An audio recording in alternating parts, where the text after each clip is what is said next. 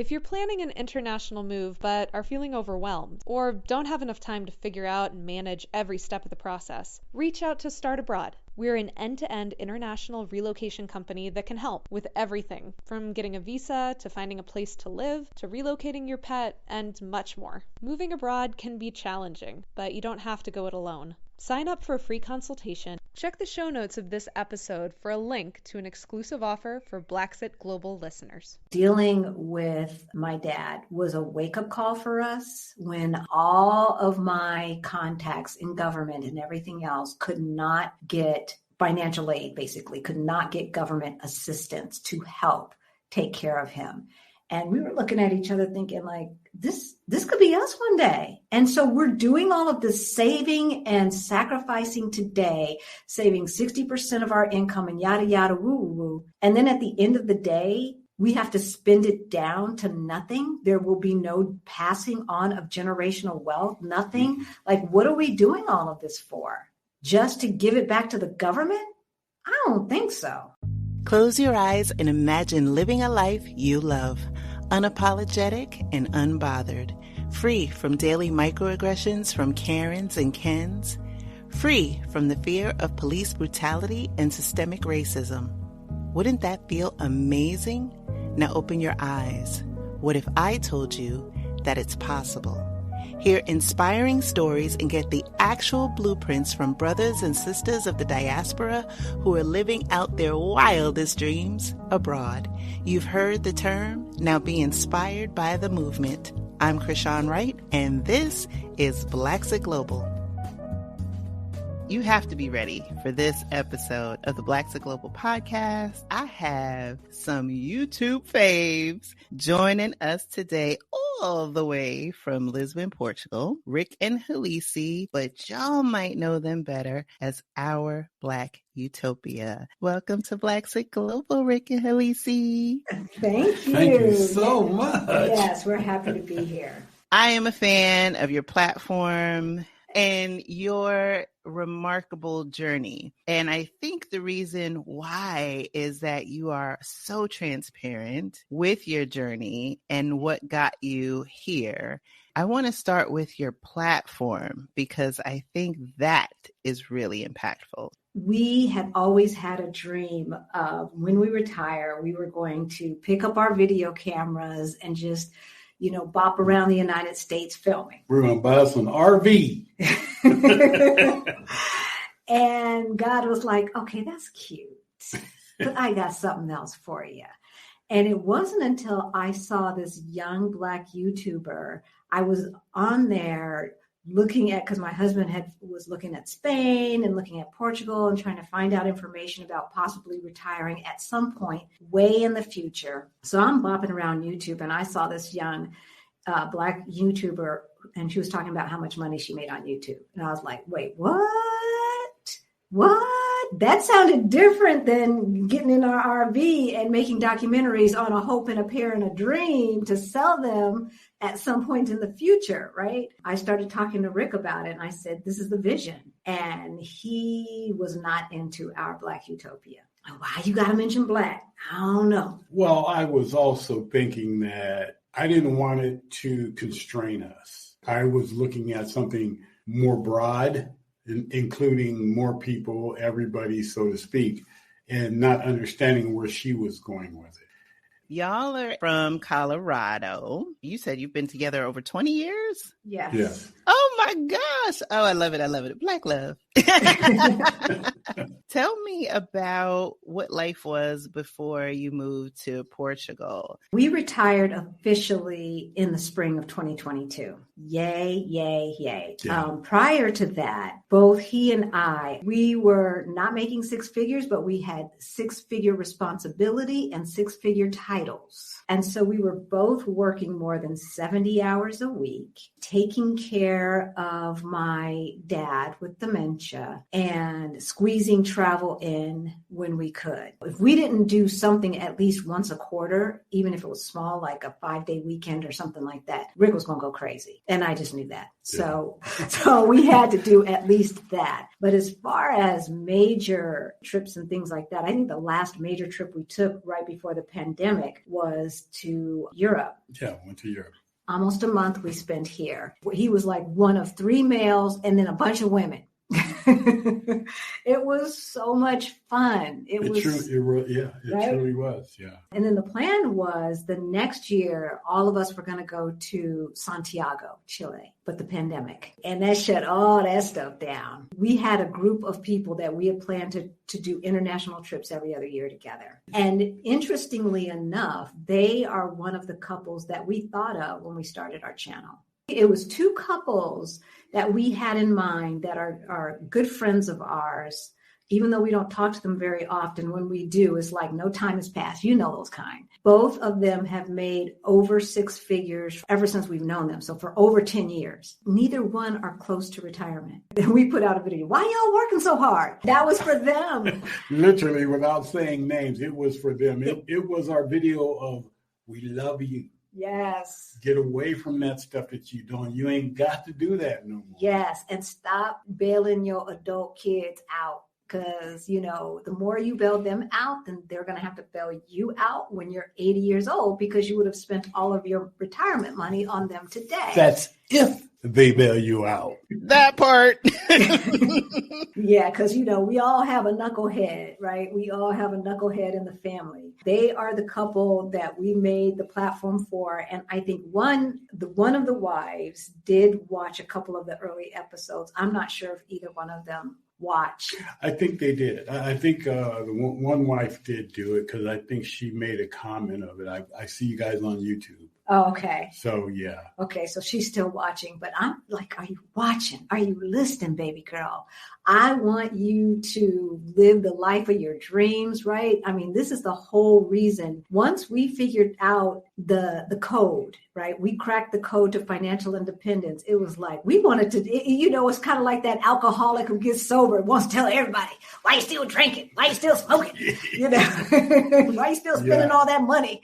You get into this new world where you're like, oh my gosh, I have to tell more people, like, this is the way to freedom. And sometimes you have to hear things more than once in order for you to hear it, right? With a different set of ears. And so for that, I say I really enjoy your platform because you have honed in on identifying one of the main reasons, if not the main reason, why more people aren't able to move abroad. It's maybe not the desire is missing as much as the resources. And oftentimes, once you pull back and dig underneath the layers, you can see that it isn't a lack of income in some cases. It's your spending and your spending habits that prevent you, like you said, friends that make multiple 6 figures and they have nothing to show for it. They have things, but those things don't translate into the things that enable you to move abroad, like money. Or to even slow travel, take that 1 year,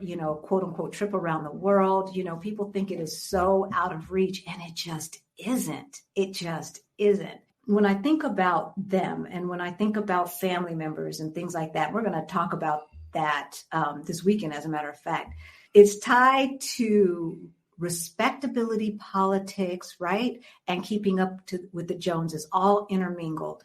Because, if we drive a certain car, if we have a certain title, if we dress a certain way, then the power structure will start treating us like human beings. And it's just never going to happen. It's just never going to happen because we have been told we ain't nothing for so many centuries. Now that we got a little something, and we think that that's going to make us feel better, when really what we are craving is freedom. Freedom not to have to put up with degradation on a regular.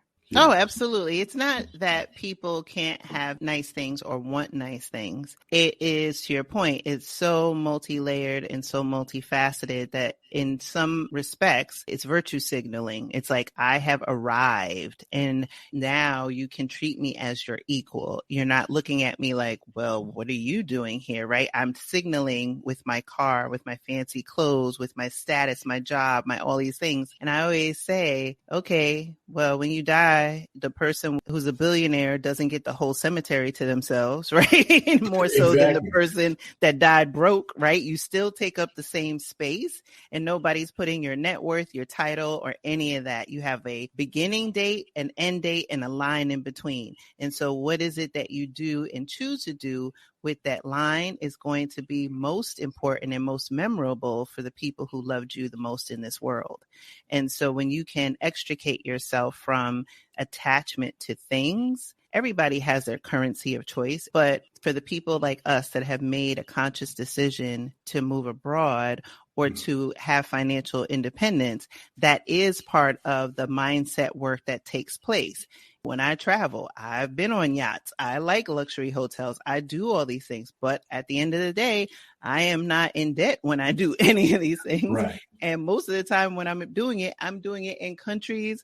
I've only done it in countries that it is very reasonable for me to do these activities. You will not catch me out in Switzerland and all these other places doing the same stuff because the economics aren't there, right? So what you've nailed in your platform is it's saying, look, we were here. Yes. Right. So let's talk about that. Paint a picture. Where were you all financially in this journey, in this walk before you came on to where you are today?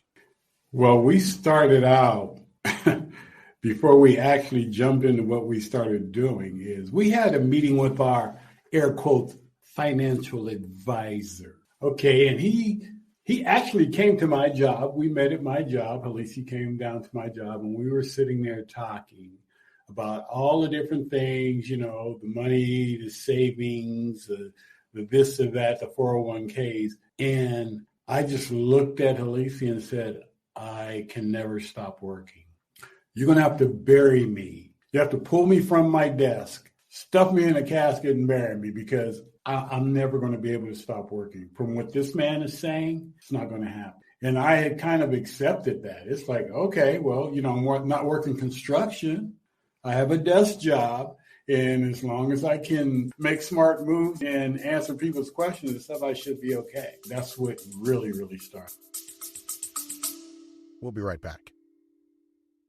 Are you trying to sort out health plans, banking, VPN, and other connectivity for your move abroad? Well, have no fear. We've got you with the Move Abroad Starter Kit. Get yours today at blaxitglobal.com/resources. That's blaxitglobal.com/resources.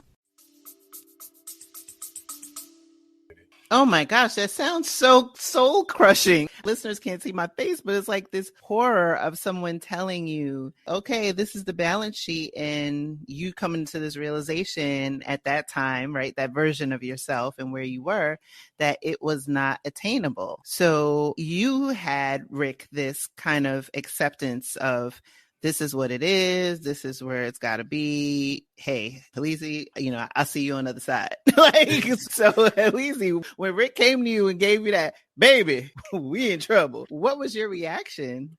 So my problem is I'm the eternal optimist. And so he left there with his, you know, tail between his legs and his head was all hanging low. And I walked in and said, we got some work to do. And I was like, okay, so this white boy assumes that we're going to be making the same amount of money for the rest of our lives and blah, blah, blah, woo, woo. And of course, you know, it's still too optimistic without a real plan. Let's just be real, but at least optimistic. So I was like, okay. And that's when we were at negative 22,000. That's our reality today. But that does not have to be our reality tomorrow. So that's when I started downloading our spending into a spreadsheet from the bank, from our credit cards and this and that. Now, we had been on a get rid of debt journey that was limping along with crutches. But at least, we were aware that having all that unsecured debt was not a good thing. We're limping along with that. I started downloading our spending like 3 months worth and sorting it and this and that. And then I projected it up on Brother Man's big TV in the living room. So ain't nobody gonna look away from this. We gonna look at this stuff. Which I didn't buy the TV. I actually got it free from work. We had flat screen televisions in every single room of our house in Colorado. And we only purchased one though. That's the one thing I can say. What we realized is that our spending was out of control. We were spending $900 to $1,000 a month at restaurants. That was not even including groceries. And it was just he and I, because our youngest son was not living with us at the time. And I don't even think we were going to really expensive restaurants. It was like Chili's and Applebee's and crap like that. I mean, once in a while we'd go to a more expensive restaurant, but by and large, it was just regular stuff. Is that in your mind a behavior thing? Is it social hour, or were you not conscious of the decisions and how much you guys were actually spending that kind of fueled that behavior? I'm just curious. I would say only about 10% of it was some kind of celebratory, let's treat ourselves and go out. We were working a lot of hours and didn't feel like cooking. It's just $25. It's just $25. So yeah, we were totally not aware of how much money. I was shocked. He was shocked. We were shocked how much money we were spending on stuff like that. And then, I'm just going to stop at Nordstrom Rack on the way home just to see what's on sale. I got it on clearance, right? So all this money I saved. And then, it's the Christmas season, need some more Christmas stuff. And then it's this season, need some more of that stuff. And, stuff. And then the books and the this and the that. And when it's all said and done, had we been putting a good chunk of money into our savings on top and still doing that, at least I would have been able to say, well, we're saving what we're supposed to be saving. But we couldn't even say that. And that's why he was so depressed. And we had that meeting with the financial advisor with our little money. And here's the thing. When you hear the news say, oh, the average American's $400 away from a disaster, and it's like, well, that ain't us. That ain't us. We got at least $15,000, $20,000 in the bank. Okay. We always think we're the exception. Right. Like, what's that? Human beings are hardwired to think, oh, that can't happen to me. That's somebody else, right? Exactly. 15 or 20,000 is a good emergency fund only. That's all that is. That's like, okay, if I get laid off, if he gets laid off, we ain't going to be desperate for at least, X amount of time, right? And something else is so weird that you think of, because you get the credit cards, right? So you send out for a credit card and they accept you. Okay, we're going to give you $5,000. Wow, they're going to give me $5,000. I never had a lot of credit cards, but start getting credit cards, start getting accepted for credit cards, and buying stuff on credit cards and making sure that I always made the minimum payment on each one so I wouldn't get dinged on my credit. Not really stopping to think that if you spend over 30% of your credit cards, they're going to ding you.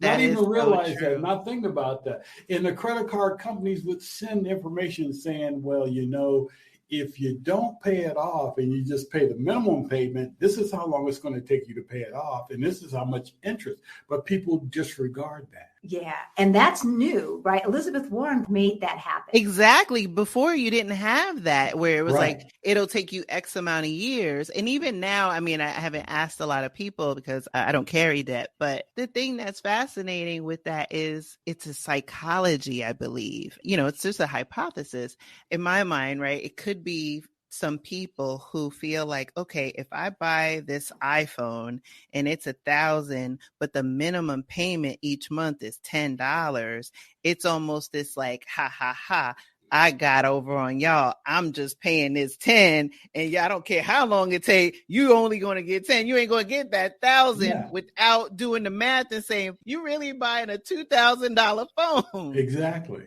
And that's the part where I think there's a disconnect. It's almost like ego comes in and says, oh, you got this thing for X amount of dollars, but you're only giving the bank, the credit card company, this little amount in comparison to such a big number. It's like, oh, well, I'm getting over.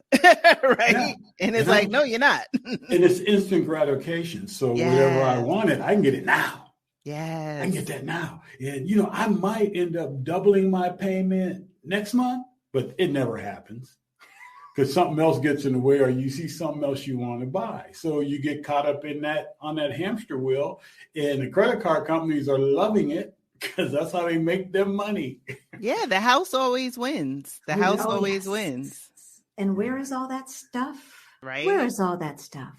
It's so interesting as I'm packing for my move to Portugal and I'm clearing out my garage, and I don't have a lot of stuff. I got rid of a lot when I moved here 5 years ago. So it's just organizing more so than anything. But even as I went in, you know how like those cord connectors to different devices, and even that has evolved in the past like 5 years. So it's just like, well, don't even have a plug. Like it's a USB-C now. And then I got all these cords. And so all that is to say is that we accumulate stuff. We either don't know where it is, or it loses its utility, or has zero resale value. Obviously, we have to spend money, right? That's how the world goes around. But to be conscious about how you spend, I think that's the difference. One of the things that I've had to do is not associate certain feelings and this and that to things. Like I gave things entirely too much importance, whereas the memory or a picture of that person is probably more important than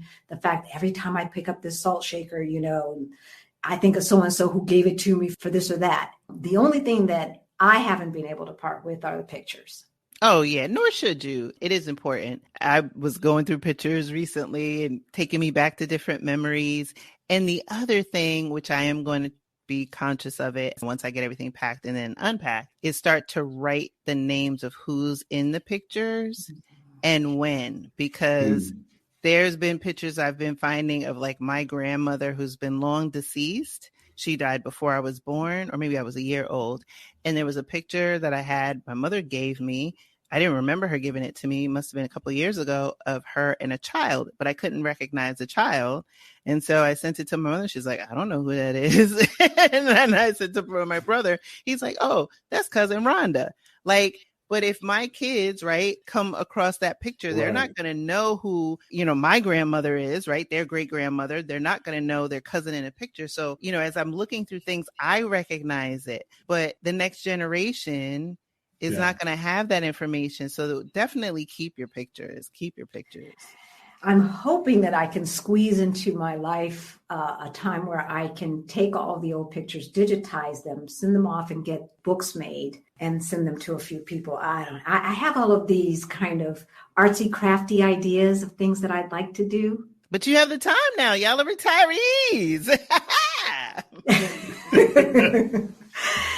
We shouldn't we? Exactly.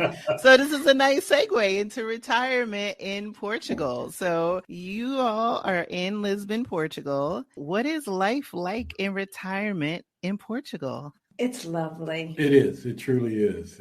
Portugal's a beautiful place. Of course, not everywhere you go is going to be a Shangri-La if you could find one good for you. But, it has its issues. It has its ups and downs. And by that, I mean hills.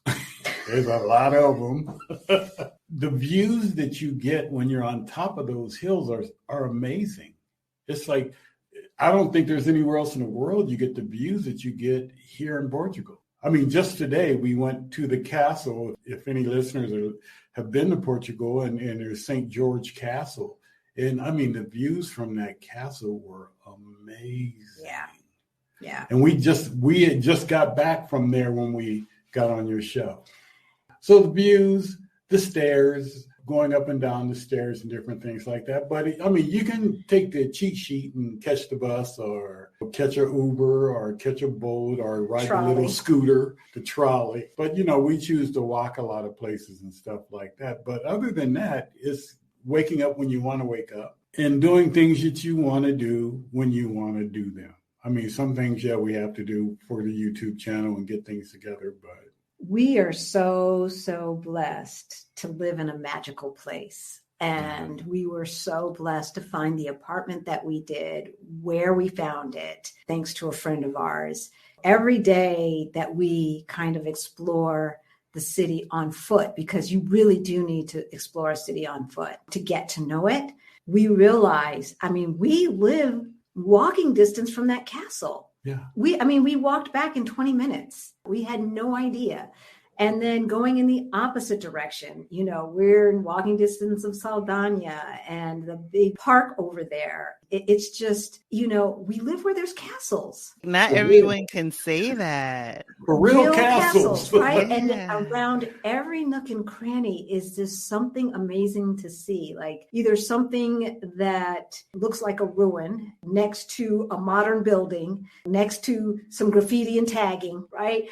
And around every corner, you'll find a plaza and all of these chairs and things set out. And people are just chilling out there on some plaza, having warm wine or coffee and little sneaky snacks and stuff like that at a price that makes sense. If you're paying €1 for espresso, you're paying the tourist price. And you can't even find an espresso in the States for $1. Or what would that be, like $1.04 today in today's prices. There is the place that is across the way from our apartment. The espresso is 75 cents. And even the locals, like the Portuguese locals say, even that's too expensive. It's supposed to be 65 cents. Oh my gosh. And that's why you've got to make friends with the locals, because they tell you what's up.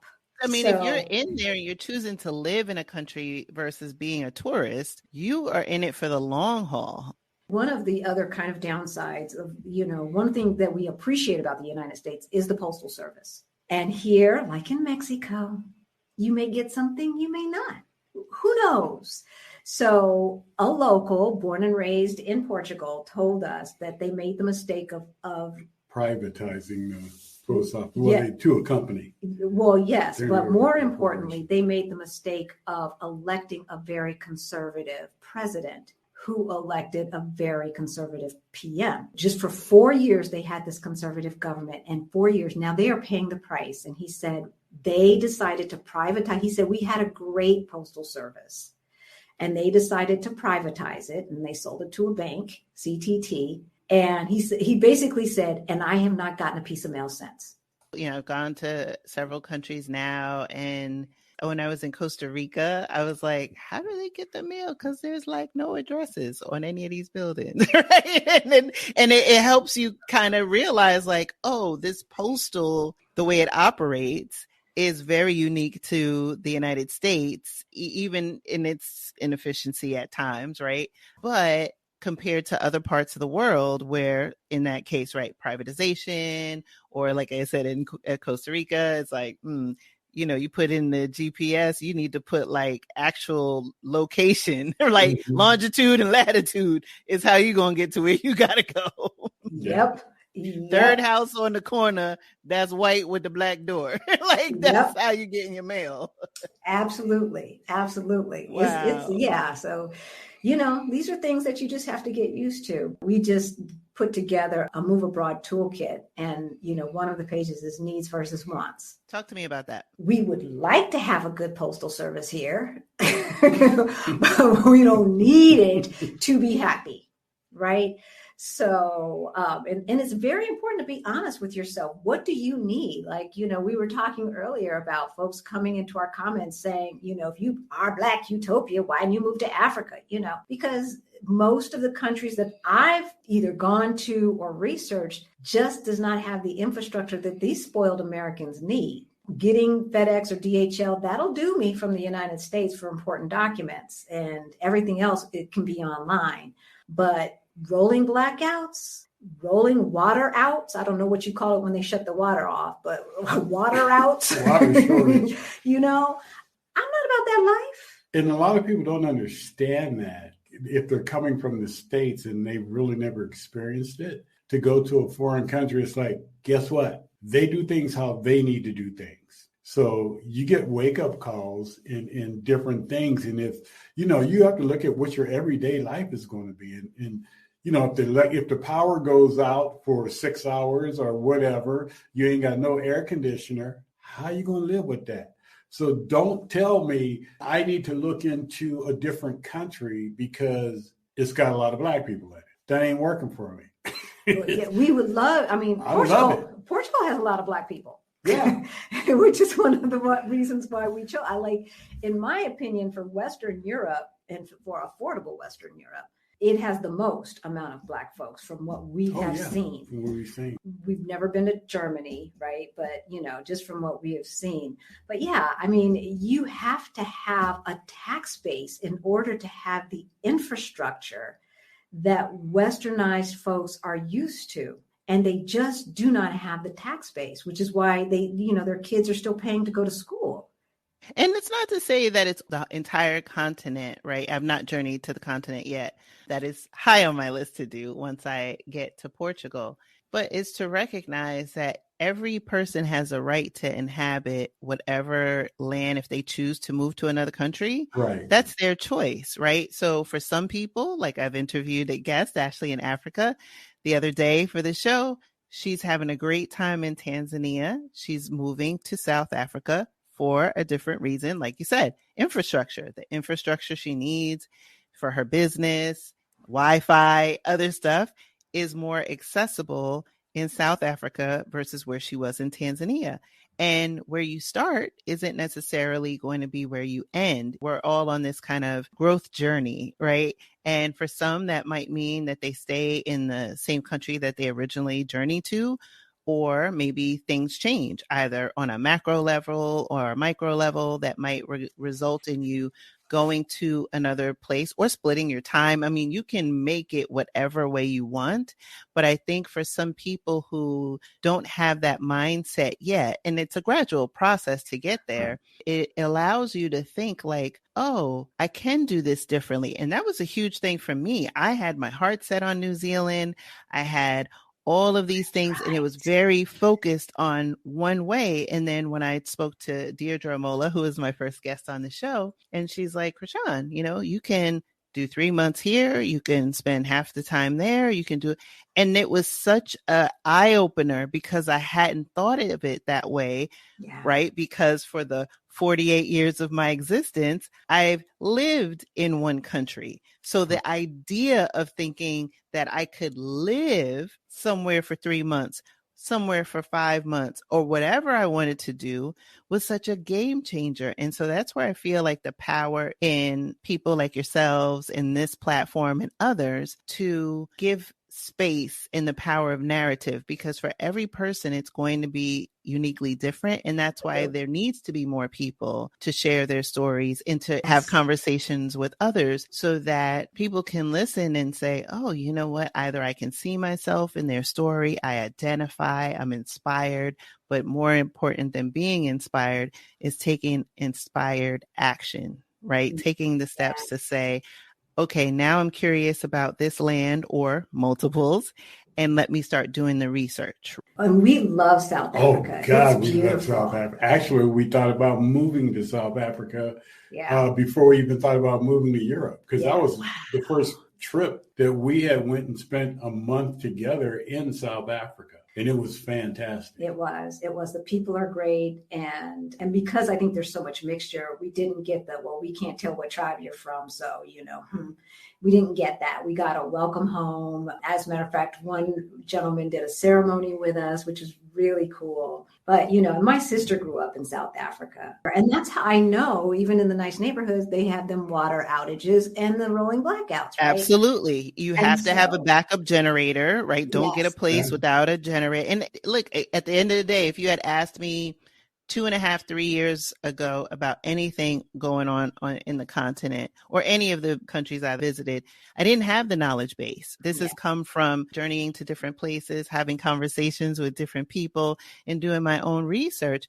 But to your point, it's like understanding and shifting the mindset of, oh, well, when I was in, for example, I'll take Costa Rica. I went to Costa Rica on my scouting trip. I said, oh, this is not for me. It didn't have what I needed because I'm thinking, okay, I have this platform, I have all this other stuff. Other people, some of who I've had as guests on this show, or other people that I know who have traveled there, have had a different experience because they either picked a different part of the country, they stayed at an Airbnb, et cetera, et cetera. It's not always apples to apples because we are as unique as our DNA, our fingerprint, right? Yeah. What lights one person up is not going to be the thing for everyone. I think for the people who are the naysayers who want to dictate the movement of people, we've had people telling us what to do for a long damn time. Thank you.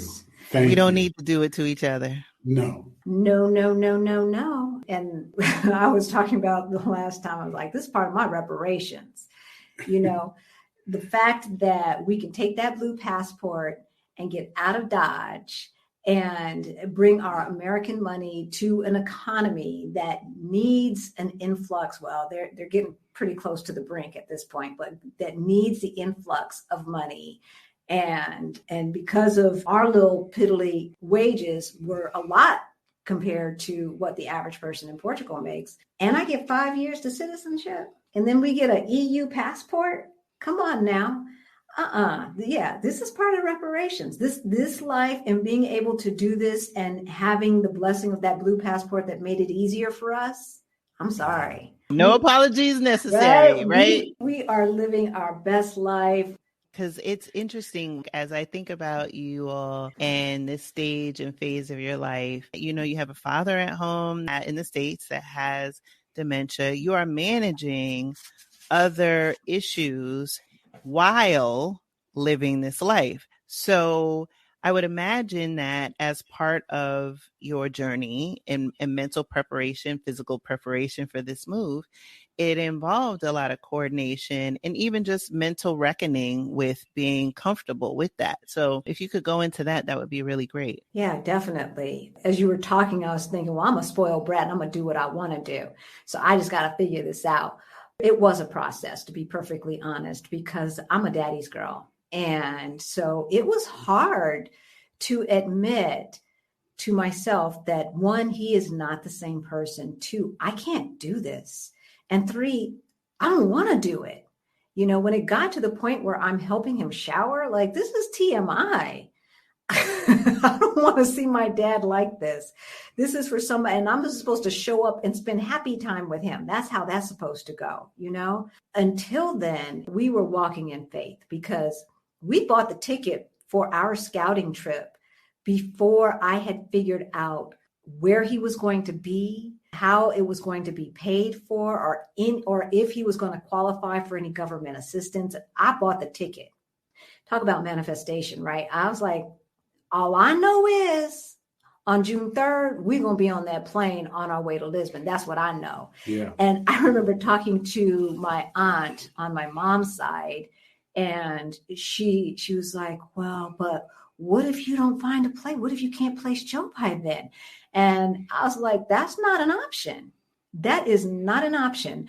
So I had taken over his finances before he even moved in with us. So when he was still in Los Angeles, and I realized a good family friend was calling me saying, you know, your dad is not doing well. So when I figured out he was getting too confused, and I said, well, let me just get online, put my name on, you know, and log in and make sure that his stuff is getting paid. So I had already started that process. And he is so professorial. He had folks fooled. He really did. Because my mom was like, why you move my best friend away? Blah, blah, woo, woo. And he ain't nothing wrong with him. That's the same old Joe. And I'm like, you're living in La La Land. He didn't forget that. He just lying. Really, Mom? For real? So once she saw his place and then saw like there was like 10 valid driver's license and 15 valid ATM cards, because he keep losing it and going to get another one. She was like, oh, I was like, see, I was trying to tell you, but you weren't trying to hear it, right? You don't want to hear it because then maybe you have to face some things about yourself. So in those early days, we were going to buy another condo and have my mom move out as well. But, you know, she's, oh, it's going to kill me if I got to move and, you know, all this drama. And so little by little, her choices started going away. And so about a year, like the same time that I realized I needed help with my dad, I flew out to LA and I took over her finances. And even today, I just got a call last night and she's like, now what bills am I supposed to be paying? I'm like, Mom, I paid the bills already. And she's like, oh, well, I just paid. I was like, you just double paid and you're going to run out of money. You're going to have more month than money. But hey, it has been interesting. I have absolutely no guilt because I don't know, like, where is it written that I have to sacrifice my life for my parents? What I do need to do is to do the best I can to make sure that they're okay. I would have loved to have brought her with us, but she doesn't want to. She'd fight it all the way. So, okay. The option was there, but if it's no, it's no. But that doesn't mean I'm not going, right? So, my job is just to make sure that she has what she needs with the resources that she has. I check in every other day. I video call my dad. He's in board and care. So, I took him back to California because, blue states have more opportunities. So I took him back to California, plus friends and family could visit and yada, yada. And my mom, in her forgetfulness, said, so she's looking at a note and she's like, this lady named Vicky called you. I forgot what it's about. So I called Vicky and I said, I think Pastor so-and-so gave you my information because I'm looking for a place for my dad. And he's like, I don't know who Pastor so-and-so is, but somebody with your last name just called. Gloria Vinson just called, a half hour ago and asked me. My mom did not even remember that she had called. Whoa. And is in straight up denial that she needs not as much help as my dad, but almost. Her short-term memory is just shot, right? She doesn't have dementia. It's more like, what do you call it? Senility, a little bit of senility, right? When you're your short-term memory, but she can remember long-term things. And so, or if I just keep repeating the same stuff, I got it, Halisi. Yeah, okay. So we call Vicky, she's got a place. And then she says, if this doesn't work, she says, my friend also has a place. And so between the two of them, I was like, okay, we're going to go with the one that has the most males in it. And the price was right. And the lady said, yeah, someone just passed away about 2 weeks ago. She says, I don't advertise. I just wait for God to bring me who he's going to bring me. And here you are. Yeah. So that was literally about a week and a half, 2 weeks before June 3rd. It was not what I envisioned for him aesthetically, but as far as the comfortableness and the hominess of it, it was what I envisioned for him. And so there he is. He's there now today. And we got him there about a week before I left. And then I go back out there to visit him to see how he was adjusting. And there's been some adjustments, but it was enough for me to exhale and say, all right, you ready to go? Let's go. Let's go. I kept trying to tell Gloria Vinson, all right, now we out of here. It could have been another situation because we told her we were going to buy a fourplex. Krishan, we got so much information. This is how God worked. We got so much information to create opportunities. And I had no idea that you could buy a multifamily home for less money per square footage than you can a single family home. So there were 2 to 3 fourplexes in the Baldwin Hills, area, the Black, Beverly Hills, so to speak, area that were going for $1 million to just over $1 million for a triplex and 2 fourplexes. And so the first idea was, and this was what I was trying to convince my mom to do back in the early part of last year. We'll buy this, we'll move you in, move dad in, hire somebody to take care of both of you because they could be roommates in a 2-bedroom. They've been friends ever since the divorce. And then we'll rent out the condo and let that be extra money for y'all. Oh, I don't know. I said, Mom, just go look at the places. She ain't looked at them yet. But when I told her I thought she could get half of dad's Social Security, she was down at that Social Security office the next day. Carrot and a stick. So then we're down there and Rick goes, so there's the fourplex right there that we were going to buy for you. And she's like, ooh, that's nice. Ooh, baby, that's nice. Well, can we still buy it? Yeah, that day passed. Look, that shit done sailed to Portugal. Parents will try you. You get to a point in life, if you are so blessed, where the roles do change, right? They reverse. And the thing about it is, I don't think that there's enough conversation about that switch where as the child, you take on more of the persona of the parent to your parent. And that comes with its own host of emotions and transition and mental work and holding your tongue and at times and clenching your teeth or, the burning in the chest. And I think more people have to have that conversation out in the open because it helps. I'm going to be managing my mom as I'm in Portugal. And it's been a process of just getting her on board. And honestly, at this stage of life, many of our elders, the world has changed at such a pace. They haven't been able to keep up. So the idea of even doing half of the stuff that either we do or that is available in the world did not exist.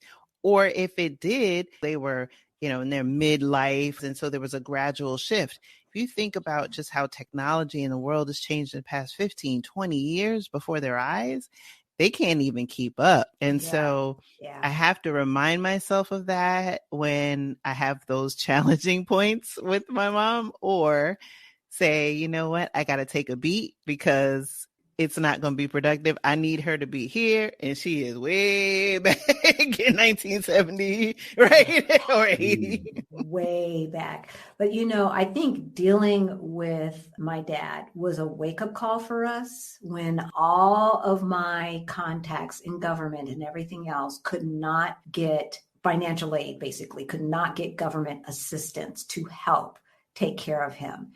And we were looking at each other thinking like, this could be us one day. And so we're doing all of this saving and sacrificing today, saving 60% of our income and yada, yada, woo, woo, woo. And then at the end of the day, we have to spend it down to nothing. There will be no passing on of generational wealth, nothing. Like, what are we doing all of this for? Just to give it back to the government? I don't think so. I do not think so. And so that was also key in why we picked Portugal with universal health care and not a lot of the countries on the continent, right? Or other countries in the Americas have true universal health care. That was a wake up call. And I was like, I do not want to die in poverty. I do not. And just the thought that we could not pass on anything to our kids if something happened, or we're going to do all of this. And then, God forbid we have a car accident or something and we need long-term care and now we're bankrupt. Mm-hmm. It's so telling that the power structure in America says, take responsibility and pull yourself up by some imaginary bootstraps, which does not make any logical sense. But okay, I think what they mean is that you should prepare for a rainy day and all of that.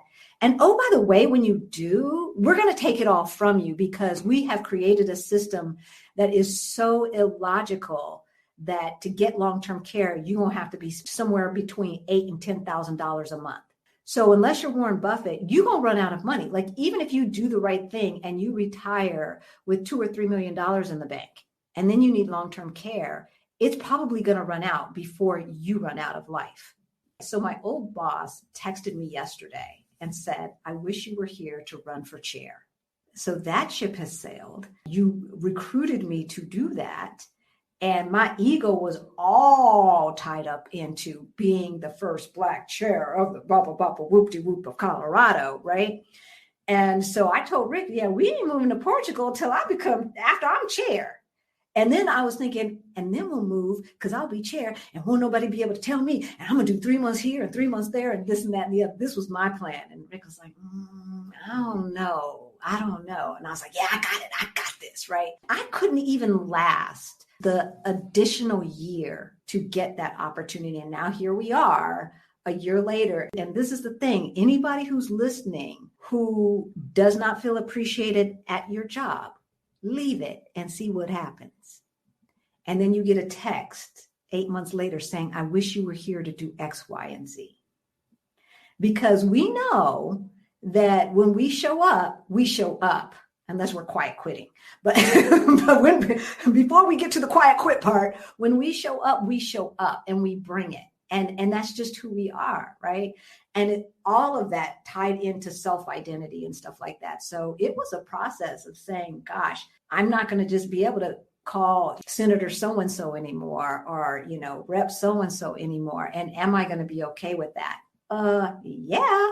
But for a while there, the answer was, gosh, no, I was feeling some kind of way. I was really feeling some kind of way. But now, honey. That's what you call evolution. So with that, as we start to close, what's next for you two? The only reason why we haven't done more traveling is because the immigration department is so behind. Welcome to Portugal. Wants versus needs, folks. What are you willing to put up with, and what are you not? If efficiency is your thing, Portugal is not the place for you. It is not the place. Our appointment is not until May 2023. So we got our answer at the end of October, and they scheduled May 2023 before we get our quote unquote green card. So in the immediate future, we're going to start traveling around Portugal, and we're talking to our immigrants, like, can we travel around the EU? How does that work? So we need to figure that out. We've got our Fire Over 50 Facebook group, and we're trying to grow that. In the near future, the big thing is just growing the awareness within our community about financial independence, and that the world is open to them. We just finished our first financial challenge, and 80% of the people in there had never heard of the term financial independence or the tenets of financial independence. And it's like, yeah, you have, because your grandmama told you to spend less than you make and to save, not invest, but to save the difference, right? But we forgot about that once we all got charged cards, right? Yeah. So we knew it. It just wasn't called that. So I think that's the big thing. And we will eventually do some kind of membership thing where we are coaching folks on a continual basis on financial independence, because we are on a mission. Yeah. We are on a mission. Yeah. What are you going to say, sweetheart? I was going to say, pretty much just being able to help people, to let them know it's okay. There's a big world out there, and all you have to do is want it. And these are different ways that you can get it, and I think that's kind of our calling too now. It appears to be. A lot of people say, well, we've never seen a couple like you two get up there and let people know that it's okay because you guys are doing it. Yeah. So that makes me feel good to know that there are people looking at me, even with my gray beard and stuff, and saying, but you're doing it. Yeah. I mean, we even get folks who are like in their 70s saying, well, we weren't gonna make a move until we saw you guys. And it's like, okay, we're not that old yet, but I would like to help extract as many Black folks who've got some sense out of America that we can. America does not deserve us. And so I'm on a mission to spread the word that there is a life outside of America. And I think we need a mass exodus, a Blaxit from America. Amen to that. And so on that note, I want to thank you both for being such incredible guests on the Blaxit Global podcast. You're so honored. Thank you so much. I love chatting with you and learning more about your journey. And I look forward to, well, first of all, I look forward to hanging out with y'all in Portugal. But yes. In the meantime, I will be watching you on your Our Black Utopia YouTube channel. I will link in the show notes for this episode. So thank you. Cool. Thank you so much. Thank you, Krishan. Thank you for listening to the Blaxit Global Podcast. For more information on today's episode, be sure to visit our website at blaxitglobal.com. It's not only possible to live out your dreams unbothered and in full color, it is your birthright. This episode of the Blaxit Global Podcast is sponsored by Blaxit Global Passport. Join aspiring Black expats, and repats, where you can build community, get resources, and gain support along your journey abroad. You're invited to join Blaxit Global Passport. Inside Passport, you'll find exclusive workshops on everything from expat taxes, financial planning, insurance, job boards, accountability check-ins, and more. You can even take Passport on the go with our app available for iOS and Android devices. Just click the link in the episode you're listening to or visit blaxitglobal.com and click on Passport. See you inside.